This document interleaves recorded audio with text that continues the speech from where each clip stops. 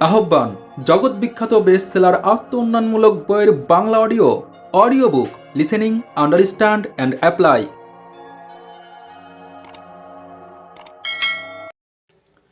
My dear lovely audience, এই প্রথমবারের মতো আহ্বানে শুরু হয়েছে ডেল কার্নেগি এর লেখা জগৎ বিখ্যাত বই the art of public speaking. আর শুনবেন বইটির ষষ্ঠ অংশ, অধ্যায় 6, সুভাষণ প্রদানের গোপন তথ্য। প্রথম বিশ্বযুদ্ধ শেষ হবার অব্যবহিত পরে আমি লন্ডনে দুভাই স্যার রোক ও স্যার কেইট স্মিথের সাক্ষাৎ লাভ করি। তারা সদ্য লন্ডন হতে অস্ট্রেলিয়ায় বিমান সফর সমাপ্ত করেছেন। এই সাফল্যজনক সফরের জন্য অস্ট্রেলিয়ায় চাঞ্চল্য সৃষ্টি হয়েছে এবং তারা নাইট উপাধি পেয়েছেন। মনোরম দৃশ্যের খ্যাতনামা চিত্রগ্রাহক কেলটিন হার্লি এই সফরকালে কিছু পথ তাদের সাথে ছিলেন এবং মুভি ক্যামেরায় ছবি তুলেছেন। আমি তাদের এই সফর সম্পর্কে বক্তৃতা শেখাই এবং বক্তৃতা পরিবেশনের পদ্ধতি শিক্ষা দেই। লন্ডনের ফিলারমনিক হলে 4 মাস ধরে দিনে 2 বার করে বক্তৃতা চলে। একজন বিকালে অপরজন রাতে বক্তৃতা করেন। তাদের অভিজ্ঞতা ছিল একই রূপ, কেননা তারা পাশাপাশি বসেই বিশ্বের অর্ধেক ভ্রমণ করেছেন। তাদের বক্তৃতার বিষয়ও ছিল অভিন্ন এবং শব্দগতভাবেও ছিল মিল। এত সত্ত্বেও বক্তৃতার ধারণা কিন্তু একই রূপ শোনাতো না। এই বক্তৃতার শব্দের সাথে আরও একটি জিনিস ছিল, সেটি হচ্ছে বলার ধরন, প্রকাশভঙ্গি। আপনি কি বলবেন তার চাইতে কিভাবে বলবেন সেটা অধিক মূল্যবান। একবার এক সঙ্গীতানুষ্ঠানে জৈনকা তরুণীর পাশে আমি বসেছিলাম। আমি দেখেছি কাজুরকা বাজানোর সময়ই সে তরুণী বই পড়ছে। এর কারণ হচ্ছে সুর তার বোধগম্য হচ্ছিল না। অতঃপর শিল্পী যখন আকর্ষণীয় অঙ্গভঙ্গিতে একটি সুর পরিবেশন করতে শুরু করে, তরুণীটিও তখন বই বন্ধ করে মঞ্চের দিকে তাকাই নিবিষ্ট চিত্তে। শোনে সে সুর নিবিষ্ট চিত্তে, যদিও সে সুরের কোনো অর্থ তার মর্মে পৌঁছছিল না। সুর প্রকাশের ভঙ্গি, পরিবেশনের ভঙ্গি তরুণীটিকে জাগিয়ে তোলে, আকর্ষিত করে। না বুঝলেও তন্ময় হয়ে শোনে, তরুণী আনন্দ পায়। খ্যাতনামা রুশ চিত্রশিল্পী ব্রোলভ একবার তার এক ছাত্রের একটি চিত্র সংশোধন করেন। ছাত্রটি তার সংশোধিত চিত্রটির প্রতি দেখেন এবং বিস্মিত কণ্ঠে বলেন, আপনার ক্ষুদ্র আঁচড়ের ফলে চিত্রটি পরিচিত হয়ে গেছে। ব্রুক বলেন, ক্ষুদ্র আঁচড়েই শিল্পের জন্ম। শিল্পের মতো ভাষণ প্রদানের ক্ষেত্রেও এটি একইভাবে সত্য। শব্দ চয়নের ক্ষেত্রেও এটি একইভাবে প্রযোজ্য। ব্রিটিশ পার্লামেন্টে একটি পুরাতন প্রবাদ আছে, কি বিষয়ে বলা হচ্ছে তা নয়, কিভাবে বলা হচ্ছে তার উপরই সাফল্য নির্ভর করে। সুভাষণ ভঙ্গি যে কোনো সামান্য বিষয়কেও গুরুত্বপূর্ণ ও আকর্ষণীয়, হৃদয়গ্রাহী করে তোলে। আমি সবসময় এটা লক্ষ্য করেছি যে কলেজে বক্তৃতা প্রতিযোগিতায় যেসব ছাত্র জয়লাভ করত, তাদের সবার জয় বিষয়বস্তুর জন্য হতো না, হতো প্রকাশভঙ্গির জন্যে। যে বক্তা প্রাঞ্জল, আকর্ষণীয় ও সুললিত ভাষায় বক্তৃতা করতে পারতেন, বিষয়টি যাই হোক না কেন তার ভাষণ হয় হৃদয়গ্রাহী। একটা ভাষণে 3টি জিনিস থাকে বলেছেন লর্ড মলে। সেগুলো হচ্ছে কে বললেন, কিভাবে বললেন, এবং এগুলোর মধ্যে শেষটির গুরুত্ব কম নয়। এটা কি বাড়িয়ে বলা? মোটে না। বাস্তব অনুসন্ধান করলে আপনি এর সত্যতার প্রমাণ পাবেন। লর্ড এডমানবার্গ লিখিত ভাষণগুলো এত সুন্দর, যুক্তিপূর্ণ, তথ্য সমৃদ্ধ ও রসপূর্ণ হতো যে তা আজও কথা সাহিত্যের ক্লাসিক হিসাবে পাঠ করা হয়। কিন্তু এটা সত্য যে বক্তা হিসেবে বার্গ ছিলেন সম্পূর্ণ ব্যর্থ। তার বক্তৃতা করার ক্ষমতা ছিল নড়বড়ে। বক্তব্যকে তিনি করতে পারতেন না আকর্ষণীয় ও জোরদার, এবং হাউস অব কমেন্সে তাকে বলা হতো ডিনার বেল। যখন তিনি কিছু বলতে দাঁড়াবেন, তখন অন্যান্য সদস্যরা হাঁচি দিতেন, কাশি দিতেন, তালগোল পাকিয়ে দলবদ্ধভাবে বেরিয়ে যেতেন। আপনি আপনার সকল শক্তি দিয়ে যে কোনো ব্যক্তির উপর ইস্পাত জ্যাকেট বদ্ধ বুলেট নিক্ষেপ করতে পারেন, ঠিকমতো না লাগলে সেটি আঘাতে তার কাপড়ে আঁচড়ে পড়বে না। কিন্তু যদি কিছু পাউডার কোনো ব্যক্তিকে লক্ষ্য করে নিক্ষেপ করেন বা ছিটান, তা হবে সামান্য কিছু হলেও তার গায়ে পড়বে। সুতরাং বক্তৃতায় ইস্পাত বর্মাচ্ছাদিত বুলেটের চাইতে পাউডার সদৃশ্য কাহিনী অনেক ভালো, ফলপ্রসূ। সুতরাং বক্তৃতার কালে বক্তব্য হতে বাচনভঙ্গির উপর জোর দেওয়া, গুরুত্ব দেওয়া অনেক বেশি ভালো, ফলপ্রসূ। সুভাষণের গোপন কথা। বক্তৃতা দানের পদ্ধতি সম্পর্কে বহু অন্তহীন ও একঘেয়ে কথা লেখা হয়েছে। এর উপর নিয়মকানুনের বহু পর্দা জগিয়ে এটিকে আরও গুপ্ত রহস্যপূর্ণ করে তোলা হয়েছে। পুরাতন ধরনের বাকপটুতা বিষয়টিকে আরও ঘৃণিত ও বিদ্রুপাত্মক করে তুলেছে।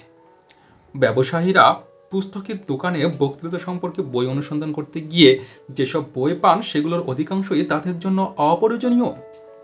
সামাজিক অগ্রগতি সত্ত্বেও স্কুলের ছাত্রদের আজও ওয়েবস্টার এবং অ্যাঙ্গারসোল পড়ানো হয়, যা কোনো অবস্থাতেই যুগোপযোগী নয়, যার স্টাইল হয়ে পড়েছে সেকেলে। মিসেস এগনার শেখে অথবা মিসেস ওয়েবস্টার যে ধরনের টুপি পরত, আজ কেউ সে ধরনের টুপি পরলে হবেন উপহাসের পাত্র। তাদের স্টাইল অনুসরণও হবে ব্যঙ্গাত্মক। গৃহযুদ্ধের পর বক্তৃতার ধরন এবং বক্তৃতাদান পদ্ধতি সম্পূর্ণ পাল্টে গেছে। সময়ের সাথে সঙ্গতি রাখতে হলে, তাল মেলাতে হলে টেলিগ্রামের গতিতে পদ্ধতি বদলাতে হবে। অর্থহীন বাক্য আজকের যুগে কোনো শ্রোতাই শুনবেন না, সহ্য করবেন না। আধুনিক শ্রোতারা তারা সংখ্যার 15 জন অথবা 1000 জন হতে পারেন। কামনা করেন যে বক্তা যা বলবেন সরাসরি বলবেন। ঘুরিয়ে পেঁচিয়ে শ্রোতারা তারা সংখ্যার 15 জন অথবা 1000 জন হতে পারেন। কামনা করেন যে বক্তা যা বলবেন সরাসরি বলবেন। ঘুরিয়ে পেঁচিয়ে বলবেন না, যা বলবেন সহজভাবে বলবেন, সাবলীলভাবে বলবেন, যাতে শ্রোতারা সরাসরি তা বুঝতে পারে। এমনভাবে বলবেন ঠিক যেভাবে তিনি কথাবার্তা বলেন। সাধারণ কথোপকথনে তিনি যেভাবে কথা বলেন সেভাবে বলবেন। তবে বক্তৃতাকালে জোর একটু বেশি দিতে হবে, অর্থাৎ বড় করে বলতে হবে। এমনভাবে বলতে হবে যাতে শ্রোতারা শুনতে পায়। একজনের সাথে কথা যেভাবে বলেন 40 জনের সামনে বলতে ঠিক সেরূপ ধ্বনিতে বলা চলবে না। বড় করে শব্দ পরিষ্কার করে বলতে হবে যাতে শুনতে ও বুঝতে কারো অসুবিধা না হয়। নাবাদার খনিতে মার্ক টোয়েনকে একজন শ্রমিক জিজ্ঞেস করেছিলেন, আপনি এখন যেভাবে বক্তৃতা করছেন এটাই কি আপনার স্বাভাবিক গলার বাকপটুতা? শ্রোতারা চান বক্তার স্বাভাবিক গলার বাকপটুতা, নির্মস্বরও নয়, গলা ফাটা চিৎকারও নয়। ঘরোয়া বৈঠকে বক্তৃতা আর প্রকাশ্য জনসভায় বক্তৃতা এক নয়। ঘরোয়া পরিবেশে অনুসৃত পদ্ধতি অনুসরণ করে প্রকাশ্য সভায় সফল হওয়া যায় না, বলেছেন জন হেনরি স্মিথ। আমি একজন বিশিষ্ট ঔপন্যাসিকের বক্তৃতার কথা বর্ণনা করেছি। সে হলরুমে তিনি বক্তৃতা করেছেন। ঠিক সেই হলরুমে কয়েক মাস পরে স্যার অলিভার লজ বক্তৃতা করেন। সেই বক্তৃতাটি শোনার সুযোগও আমার হয়েছিল। তার বক্তব্য বিষয়টি ছিল অ্যাটম ও বিশ্ব। অর্ধ শতাব্দী তিনি এই বিষয়টির ওপর অধ্যয়ন, গবেষণা, পরীক্ষা ও চিন্তা করেছেন। সুতরাং বিষয়টি তার মন, হৃদয়, মস্তিষ্ক ও জীবনের সাথে সংযুক্ত। বিষয়টির আগাগোড়া তার নখদর্পণে। এত সত্ত্বেও বক্তৃতা করতে দাঁড়িয়ে তিনি হঠাৎ বোবা হয়ে পড়েন, কারণ তিনি বক্তৃতা করতে অভ্যস্ত ছিলেন না। বিষয়টি তিনি জানতেন, ভালোভাবেই জানতেন। কেহ প্রশ্ন করলে অত্যন্ত সহজ সরল ও সাবলীল ভাষায় তা বুঝিয়ে দিতে পারতেন। প্রশ্নকর্তাকে পরিতৃপ্ত দিতে পারতেন, সন্তুষ্ট করতে পারতেন। অ্যাটম বা অণু সম্পর্কেও প্রশ্নকর্তাও তার সদুত্তর পেতেন। তিনি এমনভাবে বলতে পারতেন, শুনে মনে হতো তিনি যা দেখছেন, ভাবছেন, বুঝছেন, অনুভব করছেন, আমরা ঠিক তাই দেখছি, ভাবছি, বুঝছি, অনুভব করছি। কিন্তু বক্তৃতা প্রদান তা নয়। বিষয়টি জানা ছিল বলে তিনি অবস্থা কাটিয়ে উঠতে সক্ষম হন। এর ফলে কি হয়? তিনি আকর্ষণীয় বক্তৃতা করেন, শ্রোতাদের বিমোহিত করেন। তিনি একজন শক্তিমান বক্তা বলে প্রমাণিত হন। কিন্তু আমি নিশ্চিতভাবে জানি তিনি নিজেকে তেমন ভাবেন না। আমি এটাও নিশ্চিত যে কিছু লোক বুঝতে পেরেছে তিনি মোটেই সুবক্তা নন। এই বই পড়ে যদি আপনি বক্তৃতা করতে শুরু করেন, শ্রোতারা আপনার বক্তৃতা শোনে, তাহলে আমাকে কোনরূপ কৃতিত্ব দেওয়া প্রয়োজন নেই। এই বই পড়ে যদি আপনি বক্তৃতা করতে শুরু করেন, শ্রোতারা আপনার বক্তৃতা শোনে, তাহলে আমাকে কোনোরূপ কৃতিত্ব দেওয়ার প্রয়োজন নেই। কারণ শ্রোতারা শুনলেই বক্তা হওয়া যায় না বা বক্তৃতা হয় না। বক্তৃতা হবে সেটি যে বক্তৃতা আপনি শিখে গেলেও শ্রোতারা কোনোভাবেই ধরতে পারবে না যে আপনি শিখা বক্তৃতা পেশ করেছেন।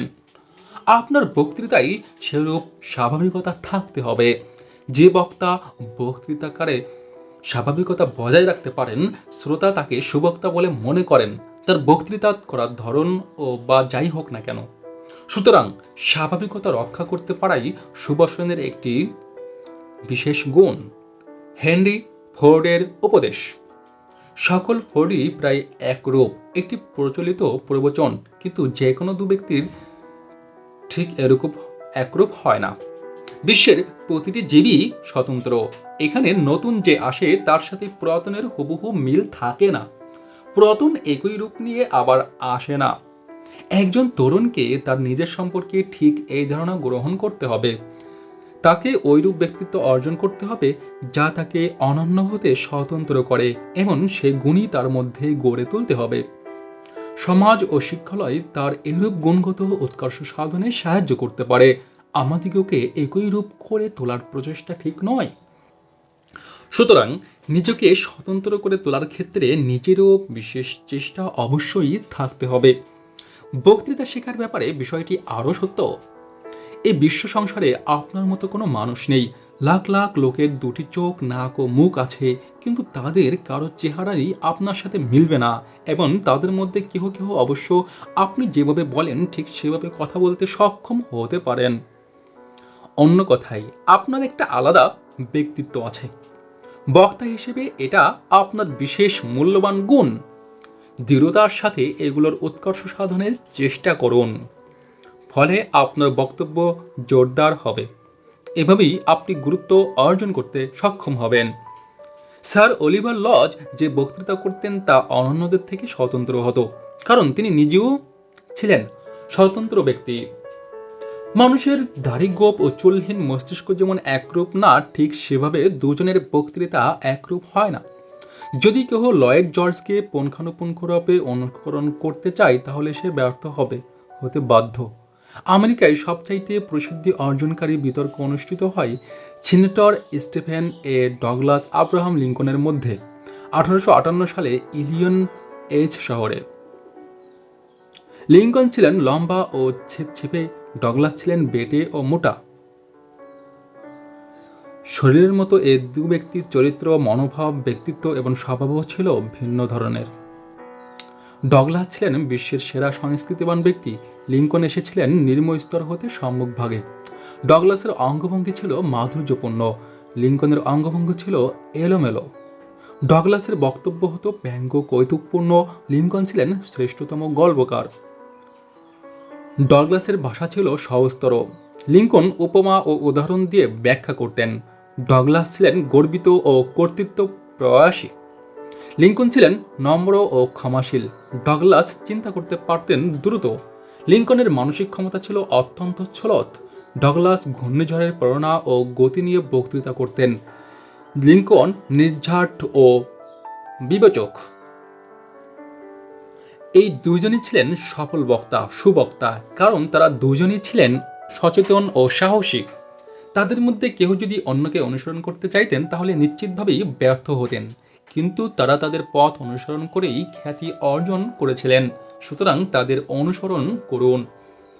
এটা একটি সহজ নির্দেশ, কিন্তু এটা অনুসরণ করা কি সহজ? না, তা নয়।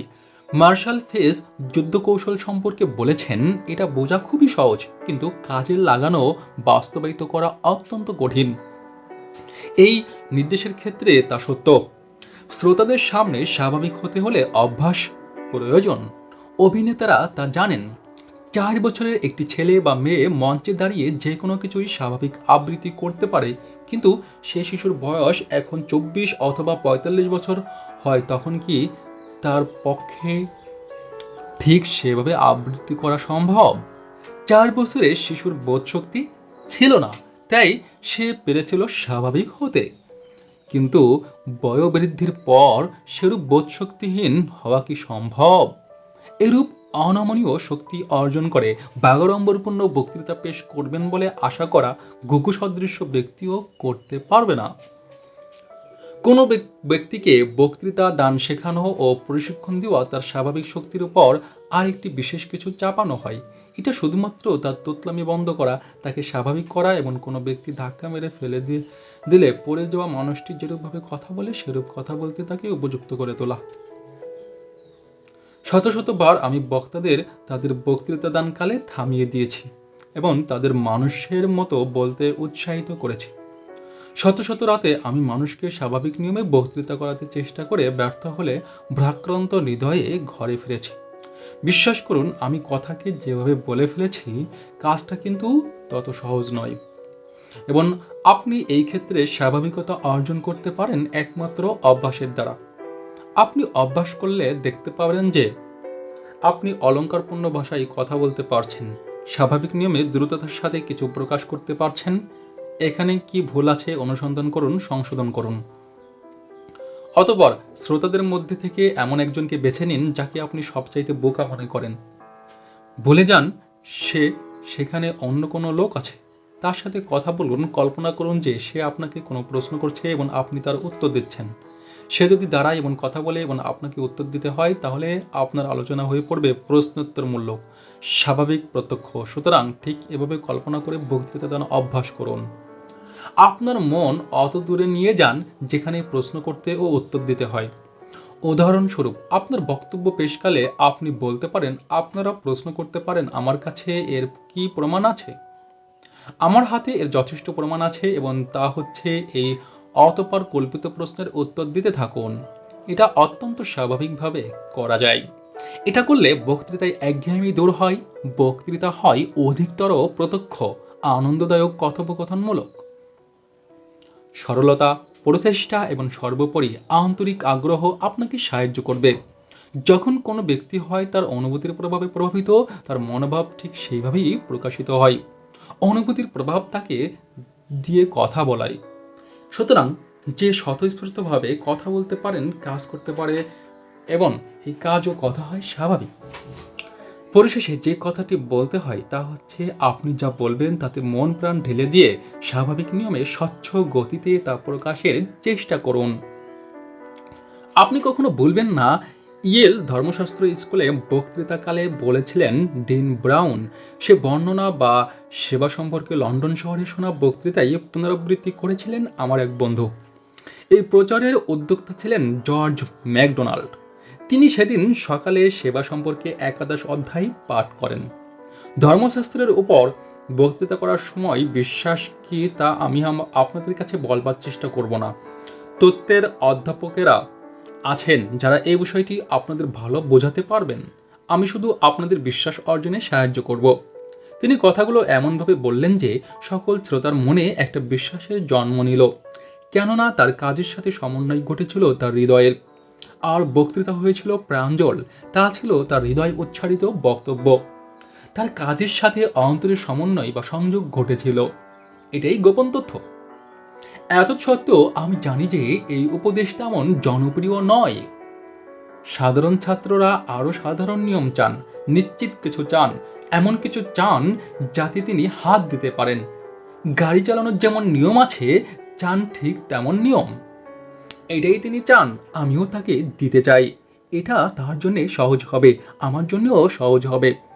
এ ধরনের নিয়ম আছে, সেখানে শুধু সামান্য ত্রুটি আছে যা অবশ্য ব্যবহার্য নয়। তাহলে বক্তৃতা স্বাভাবিকভাবে মন দিয়ে রসকসপূর্ণ বক্তব্য পেশ করতে পারবেন। আমার যৌবনে আমি তাদের জন্য বহু সময় নষ্ট করেছি, কিন্তু তাদের নাম এই পৃষ্ঠায় উল্লেখ করার উপযুক্ত হয়নি। জন বিলিং একদা বলেছিলেন, সংসারে এমন অনেক কিছু আছে যা সবার জন্য প্রয়োজনীয়। জনসভায় বক্তৃতাকালে আপনি কি এই কাজগুলো করবেন?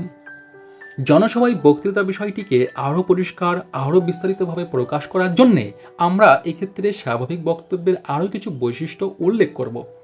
এটা করতে গিয়ে আমার মনে দৈদল্যমানতা এসেছিল, তবে আমি আমার সম্পর্কে নিশ্চিতভাবে বলতে পারি, আমার উপর চাপ দিলে আমি সব কিছু ঠিকভাবে বলতে পারি, কিন্তু আপনার বেলায় এটি সত্য নাও হতে পারে।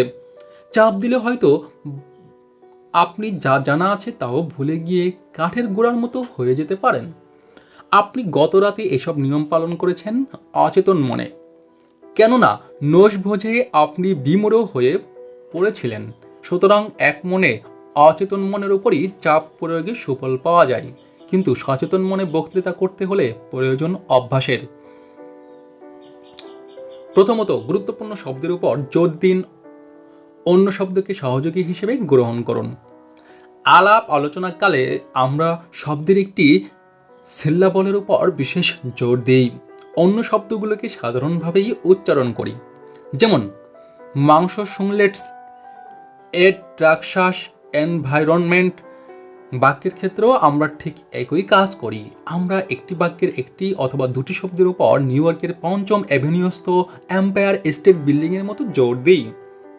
এই পদ্ধতিটা কোথাও অপরিচিত পদ্ধতি নয়। আপনি যত্রতত্র এরূপ জোর দিয়ে উচ্চারণ করবেন।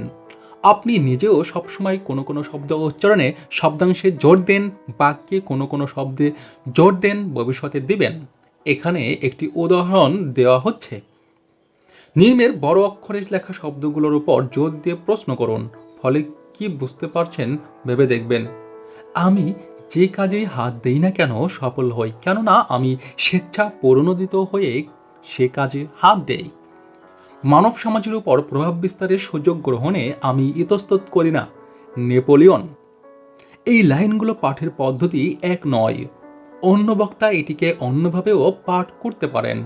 জোর দেওয়ার কোনো নির্দিষ্ট নিয়ম নেই, এটা বক্তার উপরই নির্ভরশীল। নিম্নপংক্তিগুলো জোর দিয়ে পাঠ করার চেষ্টা করুন, অতঃপর এটার তাৎপর্য উপলব্ধি করার চেষ্টা করুন। আপনি কি কিছু শব্দের উপর জোর দিয়ে অন্যগুলো দ্রুত উচ্চারণ করে শেষ করতে চান না? যদি না থাকে সাহস, নির্যাতন হবে না বন্ধ, করা যাবে না প্রতিরোধ মোকাবেলা। মনে যদি না থাকে নিশ্চিত বিশ্বাস, বিজয় অসম্ভব, ব্যর্থ হবে ছলাকলা। রণক্ষেত্র কুসুমসজ্জা নয়, শক্তি আছে যার, জয় তারই হয়। আগে বা পরে এ ব্যক্তিরই হয় জয়, আত্মবিশ্বাস নেই যার কোনো সংশয়। অ্যানন। দৃঢ় প্রত্যয়ের চাইতে সম্ভবত আর কোনো গুরুত্বপূর্ণ চারিত্রিক বৈশিষ্ট্য নেই। যে বালক কালে মহান ব্যক্তি হবে অথবা হবে উল্লেখযোগ্য ব্যক্তি, তাকে হাজার বাধা অতিক্রমের দৃঢ় প্রতিজ্ঞা নিয়ে চলতে হবে, বাধা অতিক্রম করতে হবে। শত বাধা বিপত্তিতেও হতাশ না হয়ে তাকে এগিয়ে যেতে হবে দৃঢ় পদক্ষেপে। Theodore Roosevelt. দ্বিতীয়ত, আপনার স্বর পরিবর্তন করুন। কথোপকথনে আপনার শব্দের ধ্বনি বা স্বরের উত্থান পতন হয় উঁচু নিচু, যেন সমুদ্রের তরঙ্গ, মহাসাগরের উর্মি। কেন? কেউই জানেন না এবং কেউই এটা ব্যাখ্যা করতে পারেন না। এর ফলাফল আনন্দদায়ক এবং এটাই প্রকৃতির নিয়ম। আমরা কখনো এটা করতে শিখি না, এটা আমাদের আয়ত্তে আসে। যেমন শিশু জন্মাই, কিন্তু শ্রোতাদের সামনে দাঁড়াতে গেলে আমাদের স্বর অনেক সময় হয়ে যায় অশ্রাব্য, যেন আমরা দাঁড়িয়েছি নেভাডা মরুতে। যখন আপনি বক্তৃতা করার কোনো কিছু পাবেন না, বিশেষ করে আপনার স্বর একঘেয়ে মনে হবে, তখনই আপনি একটু থামুন, নিজে নিজে ভেবে নিন, আমি একটি কাঠের যন্ত্রের মতো কথা বলছি। এসব লোকের সামনে কথা বলতে গেলে নম্রভাবে বলতে হবে, স্বাভাবিক হতে হবে। এই ধরনের চিন্তা কি আপনাকে কোনোভাবে সাহায্য করবে? অবশ্যই কিছু সাহায্য করবে। সামান্য কিছুক্ষণের বিরতি আপনাকে সাহায্য করবে। অভ্যাস থাকলে আপনার সমস্যার সমাধান অবশ্যই আপনি করতে পারবেন। অথচ স্বর নামিয়ে অথবা ভুলে আপনি প্রয়োজনীয় একটি প্রবাদ বাক্য বলতে পারেন। ব্রুকলিনের কংগ্রেস দলীয় মন্ত্রী ডক্টর এস পার্কস ক্যাডম্যান প্রায়ই এরূপ করতেন। স্যার অলিভার জর্জ, ব্রাইস ও রুজভেল্ট এরূপ করতেন। খ্যাতনামা প্রায় সকল বক্তা এরূপ করতেন, অর্থাৎ এরূপ করে তারা কণ্ঠস্বর নিয়ন্ত্রণ করতেন। নিম্নবর্ণিত বাক্যগুলোর পাঠে আপনার স্বাভাবিক স্বরকে নিচে নামান, দেখুন কি ফল লাভ করেন। আমার একটি ছাড়া কোনো গুণ নেই এবং সেই গুণটি হচ্ছে হতাশ না হওয়া, বলেছেন মার্শাল ফেচ। শিক্ষার মূল লক্ষ্য জ্ঞান নয়, কর্ম, বলেছেন হারবার্ট স্পেন্সার। আমার ৮৬ বছরের জীবনকালে আমি বহু লোককে সাফল্য অর্জন করতে দেখেছি শত শত লোক একমাত্র বিশ্বাসের কারণেই সফল হয়েছে, বলেছেন কার্ডিনাল গিবসন। তৃতীয়ত, বক্তৃতার ধারা পরিবর্তন করুন। যখন কোনো শিশু কথা বলে অথবা যখন আমরা সাধারণ আলোচনায় অংশ নিই, আমরা আমাদের কথার ধারা পরিবর্তন করি অব্যাহতভাবে। এটা আনন্দ ধারণাকে দৃঢ় ও বদ্ধমূল করে প্রতিষ্ঠা করা চলে। মিসৌরি ইতিহাস সমিতি প্রকাশিত ওয়ান্টার ভি স্টিভেন্স এর রিপোর্টার্স লিঙ্কন এ বলা হয়েছে যে লিঙ্কন নিম্নলিখিতভাবে একটি পয়েন্টের উপর জোর দিতেন। তিনি দ্রুত তালে বহু শব্দ বলে যেতেন, অতঃপর একটি শব্দ ও প্রবাদে এসে তার উপর জোর দিতেন, বিশেষ জোর দিয়ে উচ্চস্বরে আওড়াতেন, পরিশেষে বিদ্যুৎ চমকের মতো দ্রুত গতিতে বাক্য সমাপ্ত করতেন। একটি বা দুটি শব্দের উপর যেগুলোর উপর তিনি জোর দিতেন এত বেশি সময় ক্ষেপণ করতেন যে পরবর্তী ডজন শব্দ বলতেও তত বেশি সময়ের প্রয়োজন হতো না। এই পদ্ধতি সহজে অন্যের দৃষ্টি আকর্ষণ করে। বিশেষত আমি প্রায়ই সাধারণ ভাষণে কার্ডিনাল গিবনের একটি বিবৃতি উল্লেখ করতাম। অর্জিত সাহসের ধারণার উপর সবিশেষ গুরুত্ব আরোপ করতে চাইতাম। সুতরাং আমি কতিপয় শব্দের উপরে এত বেশি জোর দিতাম যেন ওই শব্দ দ্বারা আমি অভিভূত। আপনি কি নিম্ন বিষয়টি শব্দ করে পাঠ করে একই পদ্ধতি অনুসরণের ফলাফল নোট করেন? বিবৃতির বড় শব্দগুলোর উপর জোর দেন। মৃত্যুর স্বল্পকাল আগে কার্ডিনাল গিবন বলেছেন, আমার বয়স ৮৬ বছর। আমি বহু লোককে সাফল্য অর্জন করতে দেখেছি, যাদের মধ্যে শত শত ব্যক্তি সফল হয়েছেন বিশ্বাস গুণে, এবং এটি বিশেষ গুরুত্বপূর্ণ। সাহসহীন কোনো ব্যক্তি সাফল্য অর্জন করতে পারে না। এভাবে চেষ্টা করে বলুন $3 কোটি। এটা এমনভাবে দ্রুত বলুন যাতে এটা অত্যন্ত নগণ্য অর্থ বলে মনে হয়। এবার অত্যন্ত ধীরগতিতে বলুন $3 কোটি। এমন গতানুগতিকভাবে বলুন যেন এটি অত বেশি অর্থাৎ তেমন গুরুত্ব লাভ না করে। $3 কোটি চাইতে 30,000 ধ্বনির শব্দ কি বড় নয়? চতুর্থ, গুরুত্বপূর্ণ ধারণার আগে ও পরে বিরতি। লিঙ্কন বক্তৃতাকালে প্রায়ই হাসতেন। যখন কোনো বিশেষ গুরুত্বপূর্ণ বিষয়ের প্রতি শ্রোতাদের দৃষ্টি আকর্ষণ করে তাদের মনে আস্থা সৃষ্টি করতে চাইতেন, তখন তিনি সে পয়েন্টটি বলার আগে বক্তৃতা থামিয়ে শ্রোতাদের দিকে দৃষ্টি দিতেন, সরাসরি তাদের চোখে চোখে তাকাতেন, কিন্তু কয়েক মুহূর্ত কিছু বলতেন না। হঠাৎ এই থেমে পড়ার ফলও হতো হঠাৎ গণ্ডগোলের মতো। এটা সকলের দৃষ্টি আকর্ষণ করত। এটার পরে কি আসছে তার প্রতি সকলকে মনোযোগী, সতর্ক ও সজাগ করে তুলত। উদাহরণস্বরূপ, ডগলাসের সাথে তার প্রখ্যাত বিতর্ক যখন শেষ হয়ে আসছিল তখন তার পরাজয় প্রায় নিশ্চিত হয়ে পড়েছিল। তিনি নিজেও যখন হয়ে পড়েছিলেন হতাশ, তখন তিনি তার সুদীর্ঘকাল অনুসৃত পদ্ধতি অনুসরণে নিজেকে বিপর্যয়ের হাত থেকে রক্ষা করার চেষ্টা করেন। বক্তৃতার উপসংহার টানতে গিয়ে হঠাৎ তিনি থেমে যান এবং কয়েক মুহূর্ত নীরবে দাঁড়িয়ে থাকেন।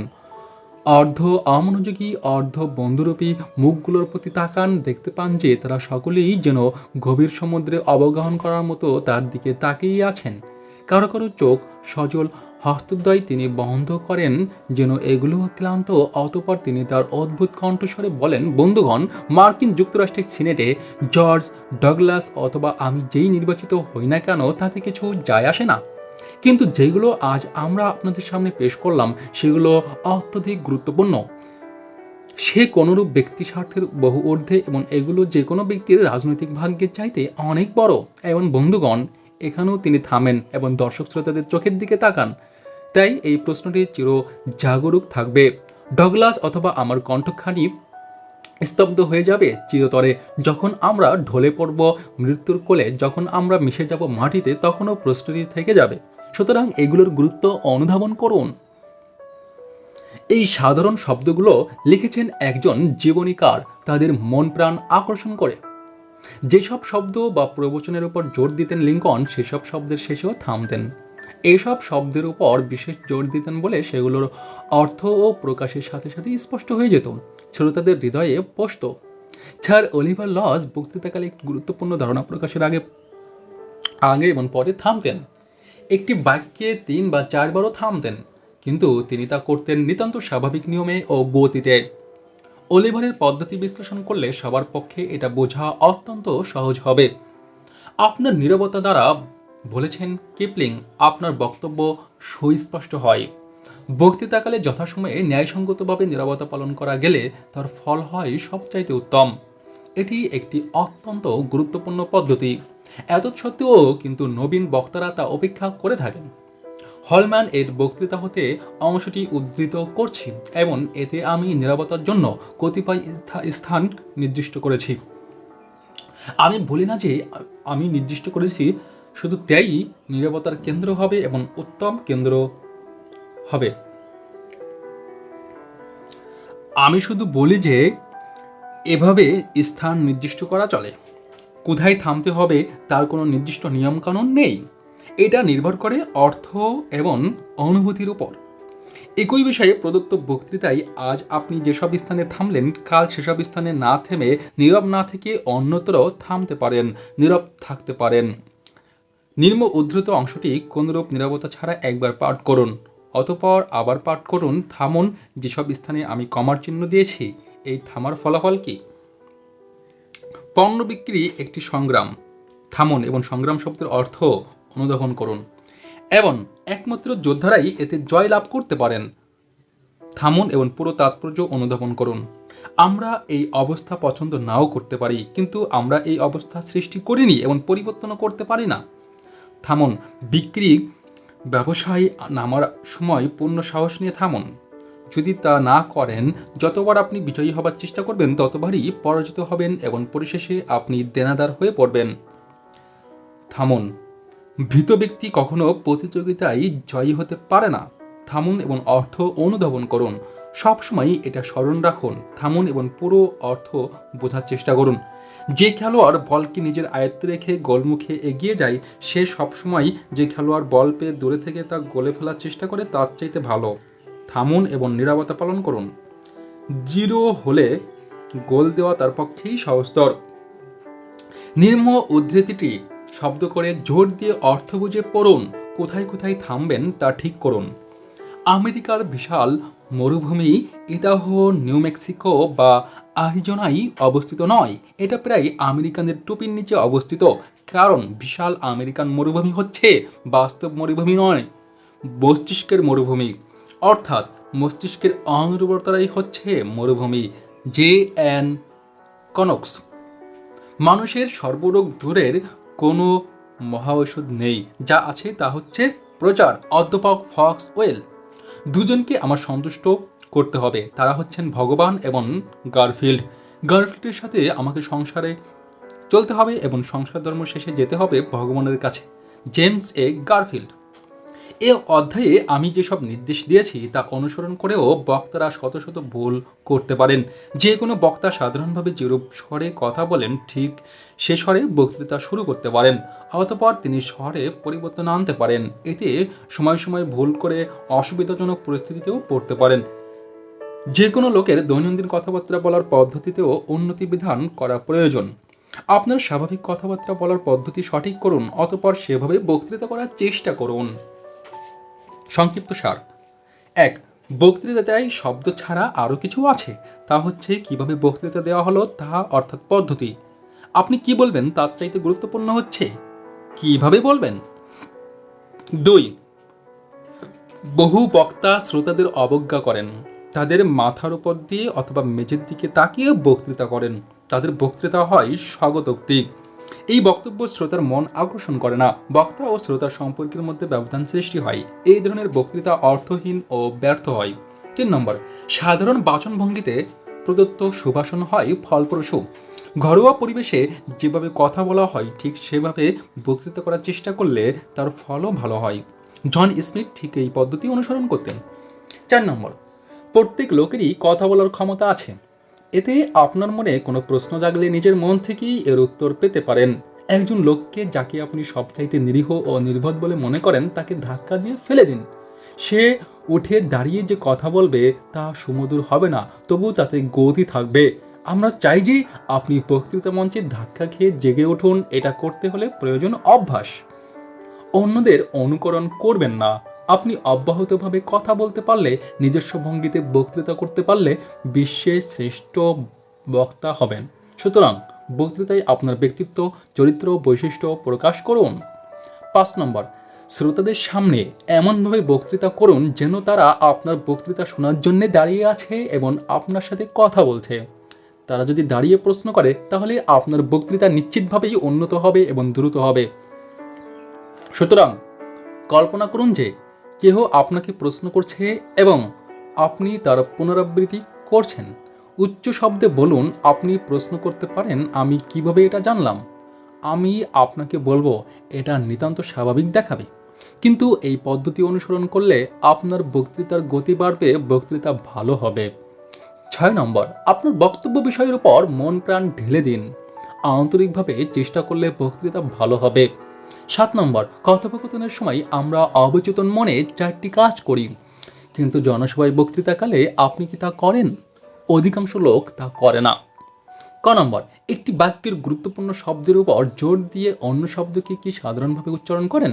এবং কিন্তু প্রতিটি শব্দের পর আপনি কি সমমনোযোগ দেন, অথবা মাসাচুসেটস বলতে শুয়ের উপর যেভাবে জোর দেন ঠিক সেভাবে প্রত্যেক শব্দের কোনো না কোনো সিলেবলের উপর জোর দেন? খ নম্বর, ছোট শিশু কথা বলার সময় তার স্বরের যেভাবে উত্থান পতন হয়, আপনার কথা বলার সময়ও কি তাই হয়? গ নম্বর, কথা বলার আপনার কি গতি পরিবর্তন হয়? আপনি কি সাধারণ শব্দের চাইতে যার উপর গুরুত্ব বেশি দেন সে শব্দকে ঠিক সেরূপ জোর দিয়ে প্রকাশ করেন?